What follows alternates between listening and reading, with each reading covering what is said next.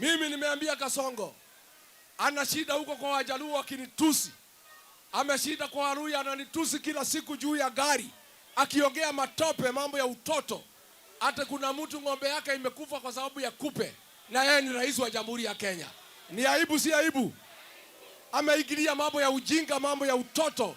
Haongei mambo ya deni, haongei mambo ya kahawa, haongei mambo ya barabara, anaongea mambo ya fitina. Ati nani hana bibi, nani yako na bibi, sijui msichana ametiwa mimba, mambo ya ujinga ya rais wa Jamhuri ya Kenya kuongea mbele ya watu ya Kenya. Nikiwa hapa nyumbani Mlimani, wewe umeenda kunitukana kwa Wajaluo. Jana ulikuja Thika juzi na ukakuja Juja na Thika. Kama wewe ni mwanaume, mbona hukuongea mambo ya Rigiji ukiwa Thika, ukiwa Juja? Mimi nataka nikuambie Kasongo, wewe ukijipima uone umefikisha kilo ya mwanaume kamili ya kushidana na Rigiji, ya kumtukana.